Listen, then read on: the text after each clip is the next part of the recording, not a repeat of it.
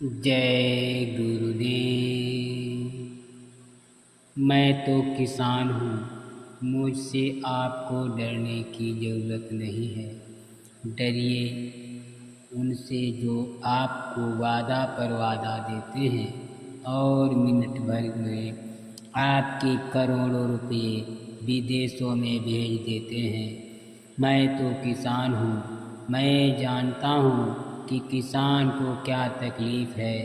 पिछले 2 अप्रैल 1972 को यहाँ सत्संग करने के बाद मैं आश्रम पर गया।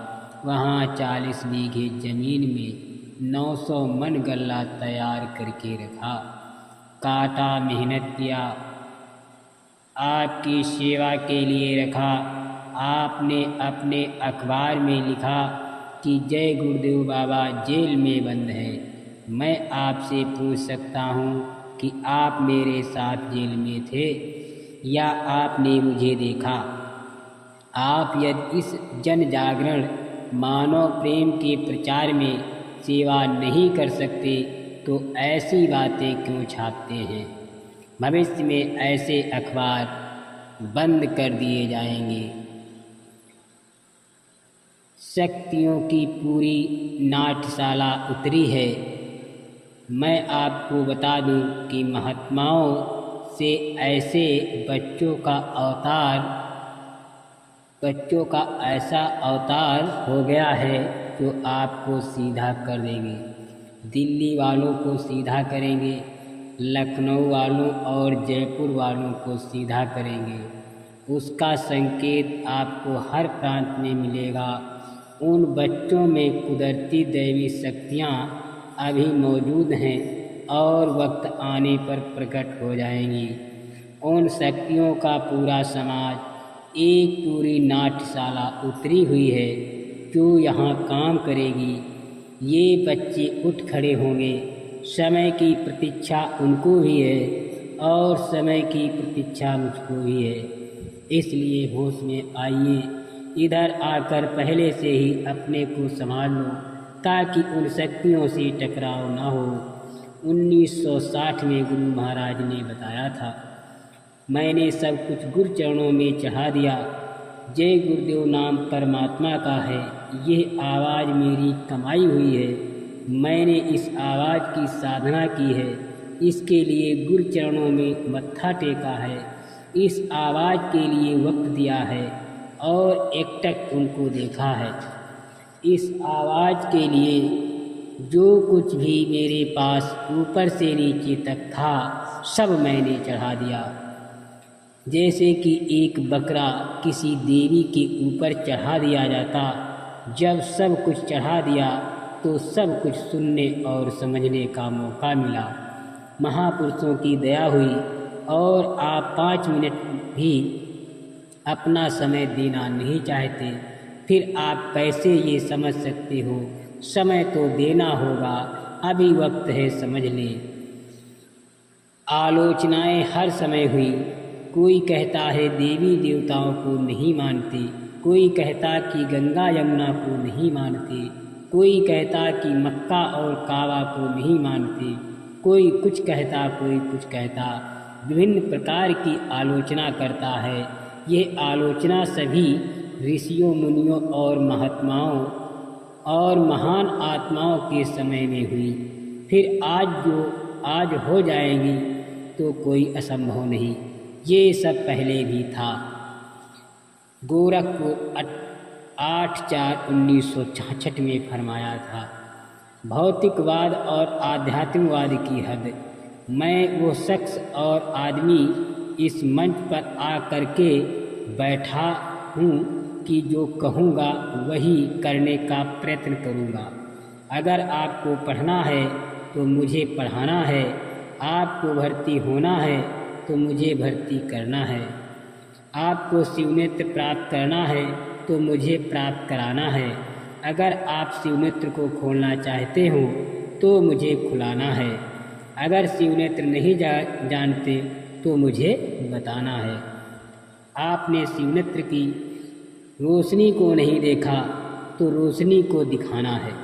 शिवनेत्र के द्वारा जो लोक देखे जाते हैं, जिनको आपने नहीं देखा है वो लोक आप देखेंगे।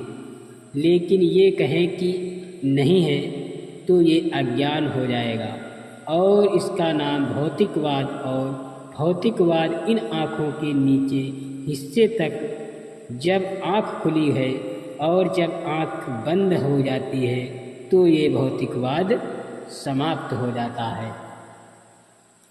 गुरु की दया से सब काम पूरा होगा। मुझे अपने काम पर पूरा विश्वास है, मुझे अपनी मेहनत पर पूरा विश्वास है, मुझे अपनी सेवा में पूर्ण विश्वास है और जिस प्रकार जैसे भी मैं सेवा कर रहा हूँ उसमें भी पूरा विश्वास है।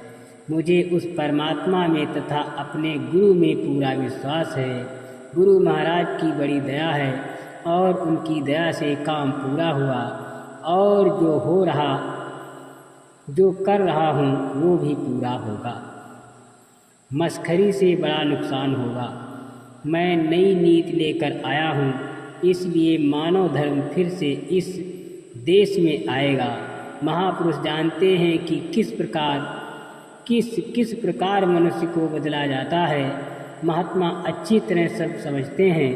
वो चाहते हैं कि इस काल माया के देश में ये आत्मा फिर न आए, उसी के लिए इतना कठिन परिश्रम करते हैं, दिन रात उसी में लगे हैं। उन्हें यहाँ सुख कहाँ, वे तो महान सुख के लोक को छोड़कर इन आत्माओं की रक्षा हेतु उनके उद्धार के लिए यहाँ आए हैं।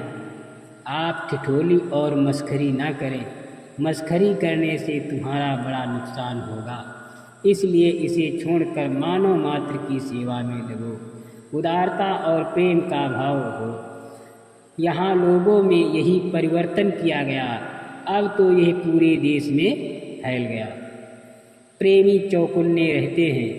शरीर को भोजन की जरूरत, मन को साधना की जरूरत, इसलिए सुमिरन 10 मिनट 15-20 मिनट दिन में एक बार करो।